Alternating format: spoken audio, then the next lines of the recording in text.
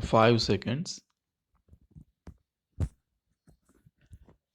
Speaking on the occasion of centenary celebrations of an institution, the Union Minister for Human Resources said, "Dear students, ladies and gentlemen, each and every one of you should first of all think of yourself as citizen of the country.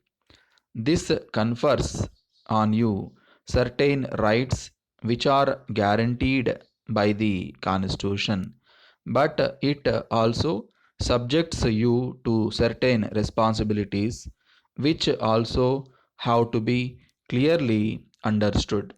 Ours is a democracy which enjoins freedom to the individual, but this freedom has to be subjected to a number of voluntary restraints have to be exercised and demonstrated in everyday life. A good citizen is one who obeys the law, whether there is a policeman around or not, and who takes delight in performing his civic duties. In the olden days, the sense of self restraint and discipline was inculcated by the combined effort of the family and the teacher. The economic stresses of the present day life unfortunately do not allow enough time to the parents to look after their children. In the educational institutions, the numbers have grown so large as to take away the benefits which used to accrue formerly by personal contact between the teacher and the taught. Inevitably, our young students are often left much to their own resources. This often creates problems which we all know about. This is an important aspect which needs thorough examination. The responsibility of our young citizens is great. In my view, every station in life is important in itself. Work has its own dignity, and there is great satisfaction in doing one's own job to the best of one's ability. Whatever the duties, we should apply ourselves with sincerity and devotion. Such an approach, apart from being good in itself, also has the added advantage of opening avenues for further advancement. We have to see whether we have done our own job well before criticizing anybody else. All too often, we succumb to the temptation of decrying others without bothering to look at ourselves. Never forget that loyalty to the country comes ahead of all other loyalties. And this is an absolute loyalty since one cannot weigh it in terms of what one receives. It is essential to remember that the entire country is one and that anyone who fosters or promotes separatism or vociferous tendencies is not our true friend. What I have said stems from a desire to see that the youth of our country prepares itself in a disciplined and determined manner for the responsibilities of tomorrow. A democratic country is sustained not by the greatness of a few but by the cooperative efforts of the many. The future of the country is in your hands, and as the older generations complete their task, the new ones come along to take their place. If they are well equipped as individuals and as citizens, the country's future will be bright indeed. At a time when you are at the threshold of a new period in your life, I would urge you to play your role with confidence and dignity. The reform of university education is important and urgent, but from the point of view of the present needs of the country, reform of school education is even more important and urgent.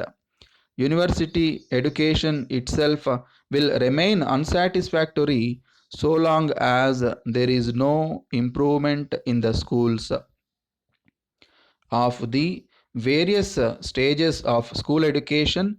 The one which is in most urgent need of reform is that of secondary education. You will remember that the Secondary Education Commission has already surveyed this field, and you have appointed a committee to study its recommendations and select those which ought to be put into effect immediately. The committee has submitted its report and it is for you to approve it with such modifications as you may consider necessary, since the board is the highest educational body in the country and includes among its members representatives of both the central and state governments. I am confident that any recommendations you may make will be implemented without delay. In so far as it concerns the Government of India, I can assure you that we will take steps for their implementation. Thank you. Letter from Messrs. Popular Electronics Limited, Bangalore, to the Mysore agencies, wholesale dealers in electronic goods, Mysore, dated 6th April 2008. Gentlemen, we are in receipt of your letter of the 25th March. We have great pleasure to inform you that we are having a clearance sale of our electronic goods, as it is necessary for us to dispose of some of our stocks as early as possible. We are sending herewith a copy of our latest catalog, which we think you will like to have. Our catalog describes the different items fully. You will please note that each item has been given a separate index number in order to enable you to make selection. We are also sending through private transport a few samples of the different electronic goods that we can offer.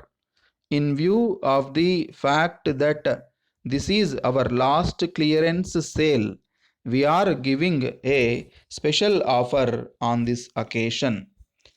We hope you will take advantage of this special offer and favor us with your valuable order, which will receive our immediate action.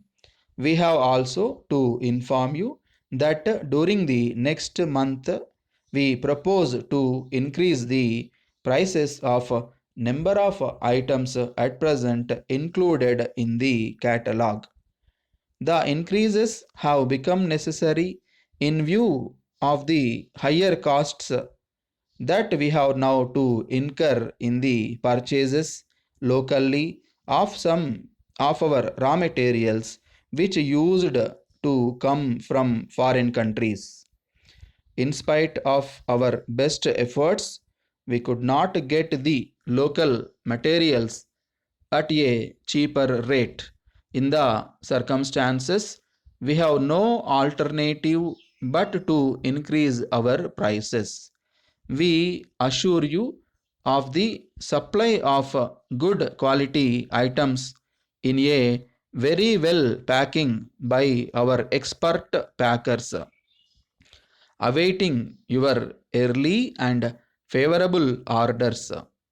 Yours faithfully, Seema, Managing Director.